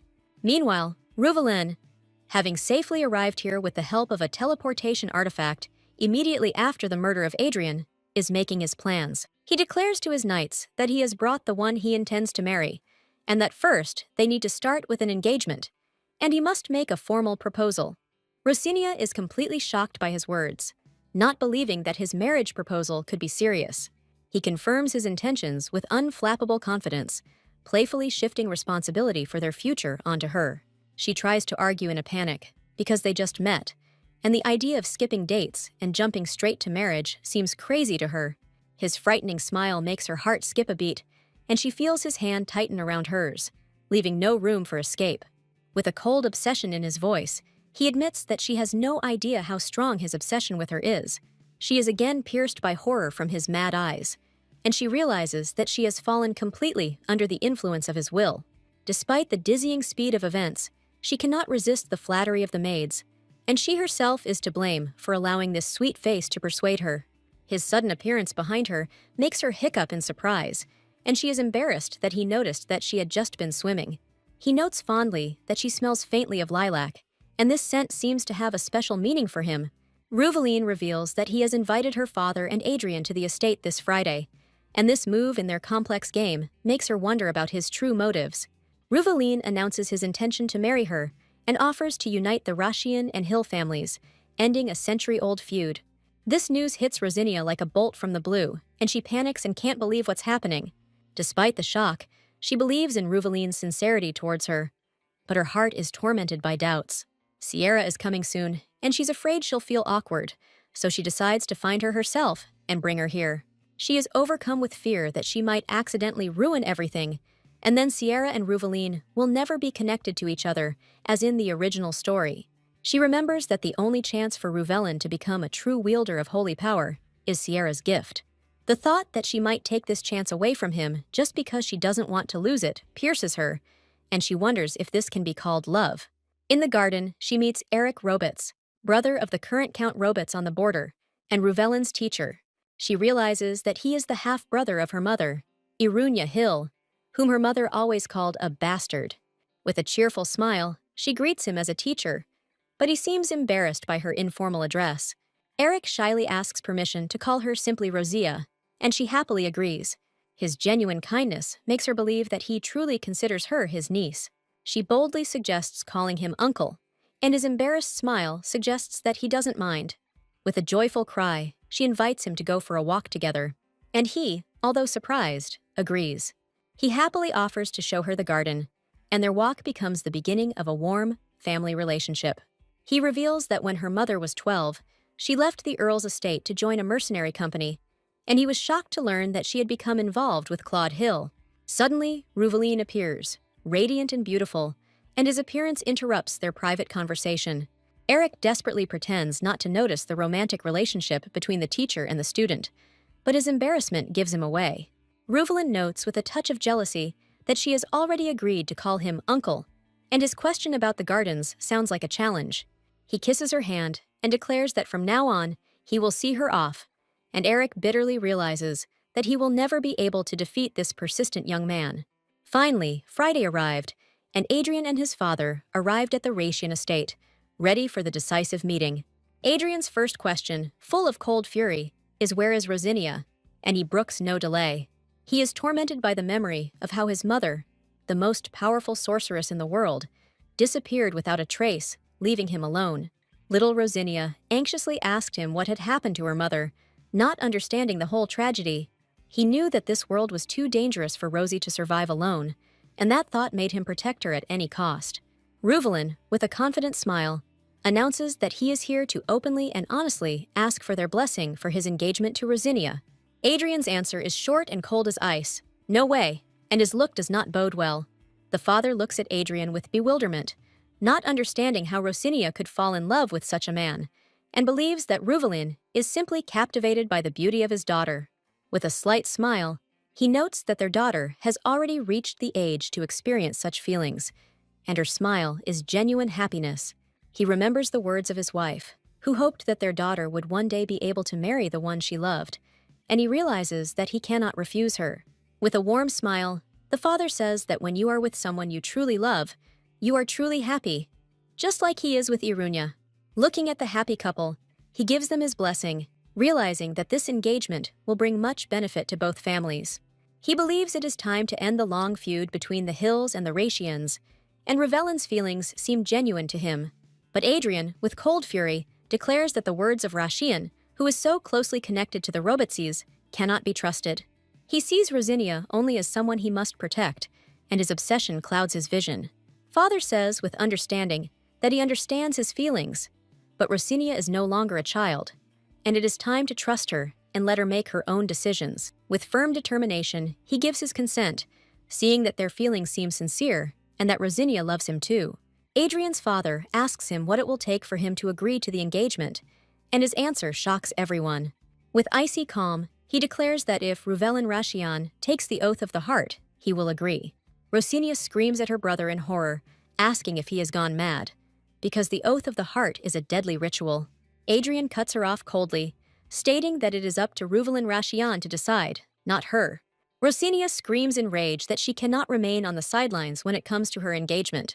She realizes that he is essentially asking Ruvellin to live as a walking time bomb, and this horrifies her. The father turns to Adrian doubtfully, saying that it is too much to demand an oath of the heart from the head of the Rashian house.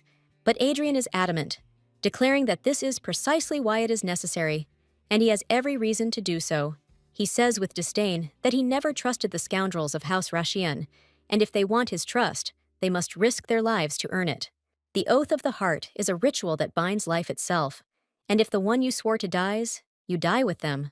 Rosinia is horrified to realize that this could mean the end of the Duke's direct line, as he has no heirs. She is sure that Ruvaline has no reason to make such a reckless oath, and looks at him with concern. But he, smiling, took her hand and declared that he would do it, because he still had no desire to live without Rosinia, and if she left this world, he would follow her. His shining smile and willingness to do anything for her make her heart flutter with love and fear. She panics and tries to stop him, asking if he is in his right mind. But his resolve is unwavering. Even her father tries to reason with him, saying that Adrian probably just wanted to test him. But that's not true. Adrian says with a cold grin that he didn't test it, and his words sound like a death sentence. Rosinia, horrified, realizes that this is madness, because the oath is one-sided, and if he dies, she will live. Adrian, with icy calm, asks Ruvellin if he knows how to fulfill the oath, and suggests that they begin. Ruvellin confidently declares that he is ready and offers to begin whenever he wants, standing between the two sworn enemies. She watches in horror as her brother begins the ritual, not believing that he is actually going to do it. The next morning, Ruvelin finds her in bed, hidden under the covers, and tenderly calls her name. She thinks bitterly that whether it's Adrian or Ruvelin, they just do what they want without paying attention to her feelings. From this moment on, his heart and life belong to hers, and this vow binds them forever. Rosinia looks with horror at her brother, who cold-bloodedly forced him to take this deadly oath. Adrian explains with icy calm that this was the only way he could be sure that this scoundrel would not betray her. His words about how, if she had just stayed with him, she wouldn't have had to go through this sound like both a reproach and a threat at the same time. He says bitterly that if he were in her place, he would be more concerned about his own safety, and his words are full of hidden meaning. Ruveline sadly warns her that even if she loves him, she should not trust him blindly, and one day she will regret it. She understands Adrian's concerns, but his obsession still frightens her to the core. No matter how she tries to interpret his anxiety, it seems intrusive and suffocating to her. Hiding under the covers, she thinks bitterly about how her brother, who was so worried about her, is forcing the man she loves to die with her.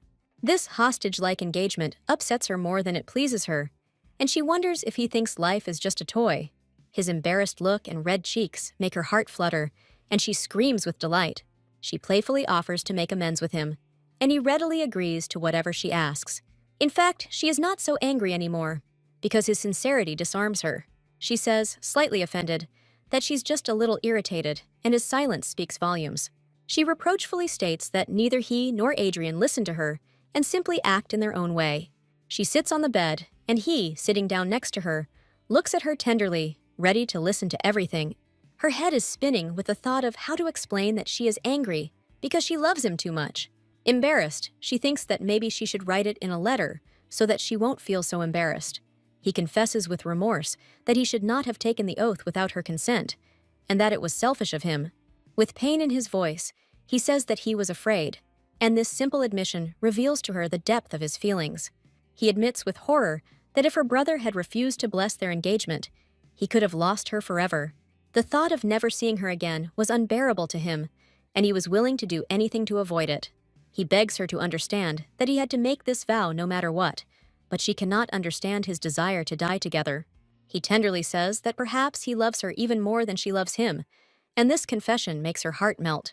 Suddenly, their conversation is interrupted by a servant, who announces an urgent guest, and Rosinia, in a panic, hurries him. Ruveline is surprised to learn that the guest is the daughter of Killian Oscar, his former doctor.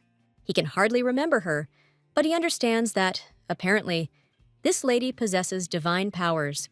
She claims she can cure his madness, and this news throws him into confusion. The thought that this is just like the original story crosses his mind, and he is afraid that if Ruveline sees Sierra, he will fall in love with her at first sight. He realizes that even if their engagement remains valid, his heart may belong to another, and this thought is unbearable.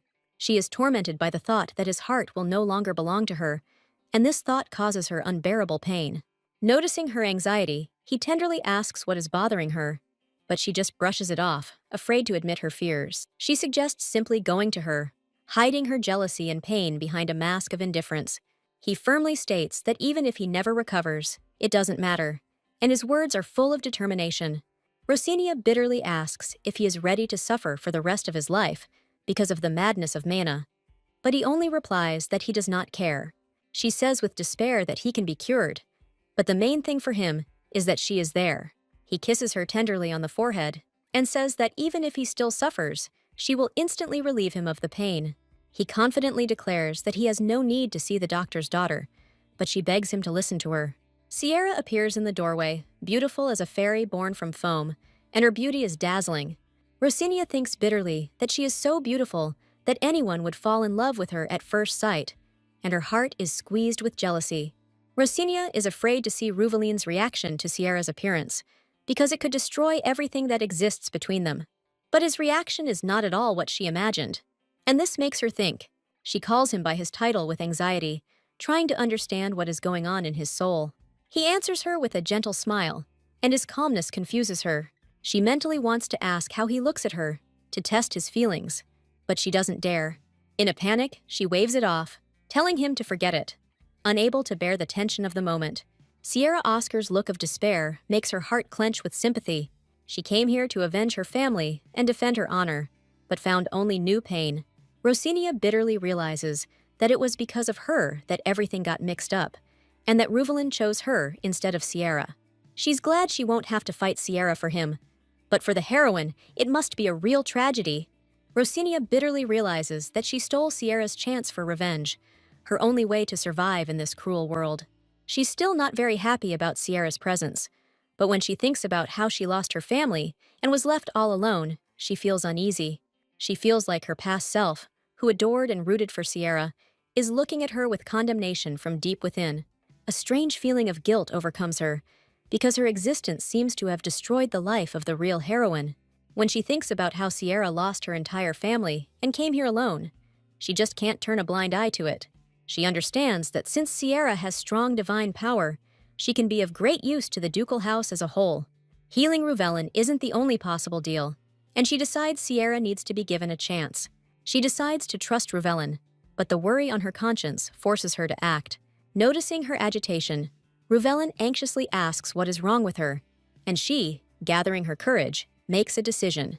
With a fake smile, she says she just wants to hear what Lady Oscar has to say.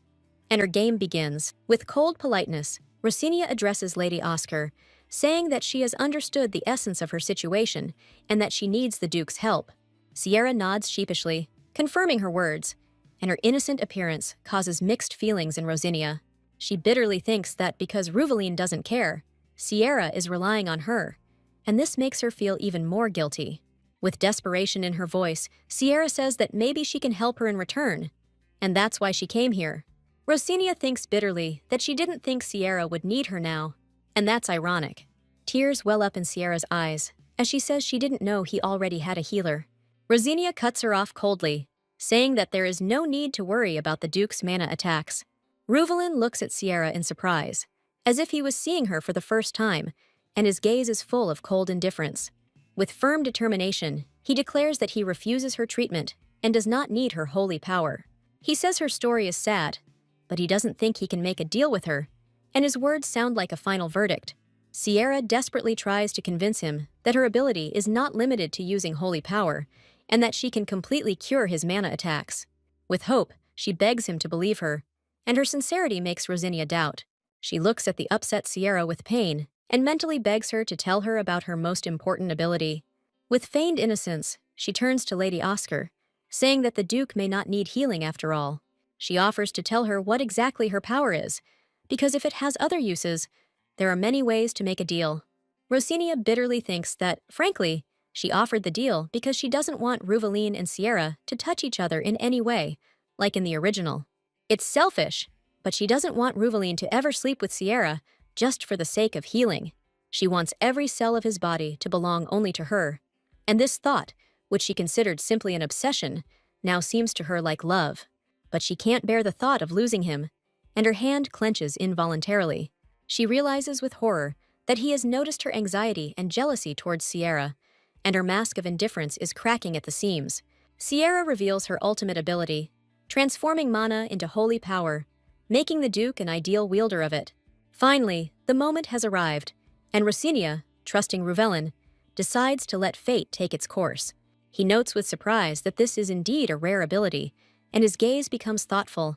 Sierra suggests using her power for other purposes, her voice full of determination. All she wants is to find those who killed her family and avenge them. With tears in her eyes, she adds that she needs to do this so that she herself will not be killed. Ruvelin understands that her power is very useful, but helping her puts them at risk. He asks how she plans to compensate for the damage if her enemy forces him to use his knights. She says with desperation that she must have the strength to protect herself, and her words are full of pain. Rosinia recalls that in the original, he immediately fell in love with her without weighing the pros and cons, and understands that this is the so-called power of love. Rosinia bitterly thinks that Ruvelin is so cold to Sierra when he is not in love with her, but this is only her guess. But when it came to her, he was too persistent, to the point of madness, and this difference in attitude does not give her peace. Sierra says with despair that she may not have the power now, but when she becomes strong enough, she will at least be able to protect herself. She promises with hope that she will do anything She just asks for help, and her words are full of determination. Rosinia wonders in surprise why Ruvaline does not react to her words at all, and she is tormented by doubts. Suddenly, his mana goes out of control again, and he falls to his knees in pain, causing everyone to freeze in horror. Sierra rushes to him in a panic, asking if he's okay, and her concern seems so genuine. She tries to touch him to help, but his hand intercepts hers, and his gaze is full of pain and rage. Through clenched teeth, he orders her to take her hands away, his words sounding like a threat. Sierra steps back, and Rosinia looks at them with pain, realizing that her presence only makes his suffering worse. Sierra panics and apologizes, saying she was so scared she didn't even realize what happened, but Rosinia calms her down. She touches his forehead with alarm and realizes with horror that it is burning. And even in this state, he rejects Sierra. With cold politeness, she asks Lady Oscar to leave for a moment and orders the servants not to let anyone in. Sierra nods understandingly and leaves, leaving them alone in a tense silence. Rosinia understands that she needs to calm his mana, but she is confused that this is happening in the reception area. She asks him to raise his head, and he obediently clings to her, seeking comfort in her arms. He presses her against the wall, and their closeness becomes almost unbearable, making her heart beat faster. She mumbles his title through her breath, but he interrupts her, begging her to call him by his first name, as before. His seductive smile and gentle look make her forget about everything, and she drowns in his eyes. He tenderly admits that he wants to stay with her like this forever and does not want anyone to interfere with them. With a seductive smile, he asks if she will also say that she wants to stay with him like this forever. He begs her to call him by his name, Ruvaline, and their closeness becomes almost unbearable. Rashian's sadistic torment continued until the next day, but now everything had changed. With cold confidence, he declares that he will hire her as a court healer, but he does not need treatment. Rosinia convinces herself that since Sierra is still the main character, she should keep an eye on her, but her heart is tormented by doubts. She understands that letting Sierra hold his hand shouldn't be a problem, because living with the madness of Mena all her life is terrible. But even after taking an oath of the heart to prove his sincerity, he still arouses her suspicions. She bitterly admits to herself that she was simply jealous of the heroine, and scolds herself for greed and selfishness. She decides to meet with Sierra face to face, realizing that hiring her was the right decision, because once awakened, Sierra will become incredibly powerful. And considering that the villain's target is Ruvaline, and Killian has his eye on Sierra, it's safer to keep her closer to the Duke's house. Rosinia remembers that the awakened Sierra was supposed to destroy Killian, and decides to be ready for anything.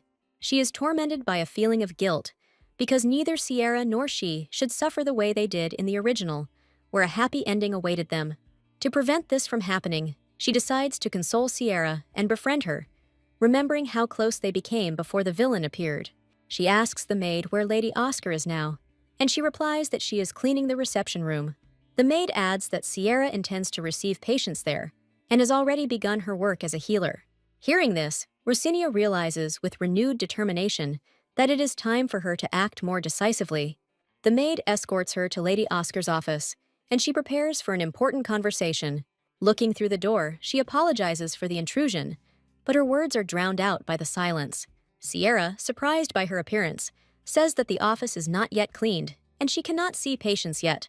Suddenly, she hits the doorframe, and her scream causes Rosinia to enter the room in alarm.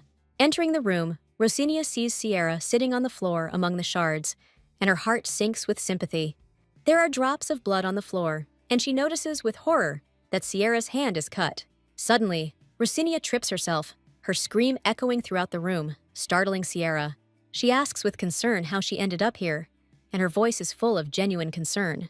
Sierra sheepishly apologizes for the mess, but Rosinia just waves her off, fully focused on her wound. Sierra readily says that she will clean up the shards right now, but her voice trembles with pain and embarrassment. Rosinia screams in horror that she cannot clean up the shards with her injured hand and asks her to let her do it herself. With a slight smile, she reminds that, after all, she is a mage, and this will not be difficult for her. Using magic, she instantly removes all the shards, and Sierra looks in amazement at her clean, bandaged hand. She says with gratitude that she doesn't even know how to repay her, and Rosinia, with a kind smile, helps her tidy up. Rosinia smiles and says that there is no need to take it as a duty, because she just used a little magic to clean up. Sierra is so touched by her kindness that Rosinia is perplexed and wonders why she is so grateful. Sierra readily offers her help, wanting to somehow repay her kindness. Rosinia asks with a mischievous smile, "How about becoming her friend?" And her offer takes Sierra by surprise. She explains that they are the same age and suggests that they call each other by their first names, dropping the formalities. When asked if she would be her friend, Sierra happily agrees, although she adds Lady Rosia with embarrassment. Rosinia thinks with a smile that this is already progress, and that's enough for today. With genuine joy, she thanks Sierra for becoming her friend, and their friendship begins anew. She understands that it will take time to gain Sierra's trust, and hopes that the villain will stay away for now. Seeing her off, she curiously asks why she cleans the room alone and whether the servants help her. The girl, caught off guard, awkwardly tries to hide her wound and embarrassment. The heroine notices her confusion with a shrewd smile, already guessing the reason. She is struck by how pathetic and hunted the young maid looks. A sudden insight tells her that this is not just a matter of an ordinary injury, but of the cruelty of the servants. The woman in red firmly orders that all the guilty parties be brought in immediately. There is a cold rage in her eyes and a desire to know why they left their post. The terrified servants stand before her, their faces distorted with fear in anticipation of punishment. The heroine remembers that this terrible episode was in the original story. A flashback shows the servants abusing a defenseless Sierra. Then Ruvelin punished them, and now justice must prevail again. Shrouded in an ominous aura, she demands an answer, her patience running thin. In a panic, the servants babble excuses, trying to shift the blame onto the innocent girl. Her cold gaze pierces them right through. She doesn't believe a single word they say. The girl announces the magic of lie detection, and the servants' last hope for salvation collapses. Throwing aside their pathetic excuses, she asks the main question on which their fate depends. The reason for their cruelty turns out to be ridiculously petty, born of childhood resentment. Having restored justice, she instructs her assistant to report everything, deciding to personally take care of the victim. She approaches a frightened Sierra, her sudden concern catching the girl off guard. Confused and grateful, the young maid barely finds words, not understanding the motives of her savior. The heroine's internal monologue reveals that her good deed was part of a larger plan that unexpectedly worked. Under the pretext of caring, she suggests shopping, seeing it as the ideal way to get closer to the girl. Her generosity looks like concern, but in reality, it is a calculated advance to bind Sierra to her. She knows about Sierra's pride, so she disguises her help under the guise of payment, hiding her true intentions. Embarrassed by such generosity, Sierra hesitates to accept the gift, considering it too expensive. The girl easily dispels her doubts, convincing her that for her it's a mere trifle. A sudden realization shocks her, and she has unknowingly taken the place of the original story's protagonist. She hands Sierra the money, feeling the need to compensate for what she cannot give her by birthright. A warm connection develops between them, and the heroine mentally pushes her friend towards her true destiny. Having decided to play the role of the protagonist to the end, she suddenly stops to prepare a surprise. The sudden stop arouses Sierra's curiosity, unaware of the grand plan that was brewing in her companion's head. They enter a luxury boutique where every outfit screams wealth and status. The aristocrat's radiance blinds the saleswoman, who immediately sees a gold mine in her. The predator's instinct tells the store owner that these VIP clients should not be missed under any circumstances. With a cloying smile, she approaches, ready to do anything to please potential customers. Her appraising gaze glides over the modest Sierra, mistaking her for an ordinary maid. The girl shyly hides her bandaged hand, feeling like an outsider in this world of luxury. The simple words, "She is my friend," sound like thunder, breaking the wall of uncertainty in Sierra's heart. The heroine proudly declares that she came to choose a dress for her best friend, putting the curious saleswoman in her place. Hearing this, the boutique owner instantly changes her attitude, showering her with flattery and invitations. The girl in the blue dress is full of determination, because today her main goal is to win Sierra's trust, and nothing will stop her. Transformed in a luxurious dress, Sierra shyly tries to refuse such generosity, amazed by her beauty. The enthusiastic exclamations of Rosia and the saleswoman finally convince them that this dress was made especially for her. The boutique owner sees the modest girl as an ideal model, and her entrepreneurial spirit demands that the banquet continue. They leave the boutique with their purchases, leaving behind a trail of gold dust and admiring glances. Relieved to see her friend's genuine joy, Rosia decides to strike another blow to her heart by touching on her secret passion. She pretends that her guess about Sierra's love of books is accidental, although in fact this knowledge is her main trump card. The pink-haired girl realizes that she is using an unfair advantage, looking into someone else's soul like an open book. The young maid's heart flutters from such insight and care. She has never felt so important. Rosia resolutely cuts off all objections, because the next point on her plan is a bookstore, and gifts for friends are not up for discussion. As they enter the majestic book paradise, Sierra's eyes light up with delight, and Rosia knows she's hit the mark. She cleverly sends Sierra to pick out books to clear the stage for the main event. She is perplexed by Ruvaline's strange literary taste, which seems completely absurd to her. Desperate to understand his preferences, she decides to rely on the beautiful cover, knowing that any gift will be gladly received. With a gift in hand, she sets off in search of Sierra, anticipating the outcome of her plan. And here it is, that very moment. Sierra is enchanted by a mysterious stranger who recommends a book to her. A thought strikes her when she sees the mysterious blonde man. This can't be just a coincidence. Not believing her eyes, she watches as the second main character appears exactly as she had scripted. Burning with curiosity under the guise of innocence, she approaches Sierra to find out all the details. Sierra's embarrassed blush betrays that the chance encounter in the medical department was something more. Details of their conversation flash through her head, and the image of a stranger who looked like a doctor is already firmly lodged in her heart. A fleeting suspicion makes her doubt whether she was mistaken in her guesses about the stranger. She quickly pushes away her anxiety, reassuring herself that, according to the plot, it is still too early for the villains to appear. Despite Sierra's embarrassed protests, she insists on buying the books, strengthening their friendship with her generosity. Suddenly, they find themselves in an unfamiliar alley, and the heroine's sense of direction treacherously leaves her.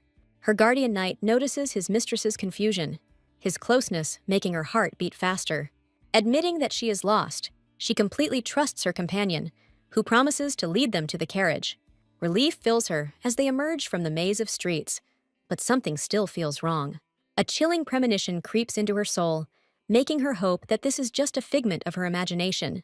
The unnatural silence and emptiness of the usually crowded streets makes all three feel an inexplicable sense of unease. She tries to convince herself that the area is safe, but an inner voice screams at her about danger, urging her not to let her guard down. Her hand flares with blue flame, a secret sign of the readiness for the battle she has been sensing. A faithful knight points to the main road, but this calm turns out to be only the calm before the storm. A fleeting sense of relief gives way to laughter, and they have no idea that the worst is yet to come. Suddenly, their cheerful conversation is interrupted by the clang of a sword, and the air is filled with a ringing tension. She instinctively pulls Sierra to her, her whisper the only thing that promises protection in the coming chaos. An invisible force descends upon them, trapping them in a web of hostile magic. Her first thought is protection, and a saving magic circle instantly flares up beneath her feet. The enemy's disguises crumble under the onslaught of her power, revealing their true evil faces. 3 hooded figures emerge from the shadows, their sinister smiles ominous. A terrible guess pierces her. They came for her, for Adrian's sister. A frightened Sierra looks at her protector with alarm, not yet fully realizing the scale of the impending threat. A cold anger flashes in Rosia's eyes as this perfect day is ruined beyond repair. Surrounded by enemies, she stands resolutely in front, ready to listen to their demands, before unleashing her wrath upon them.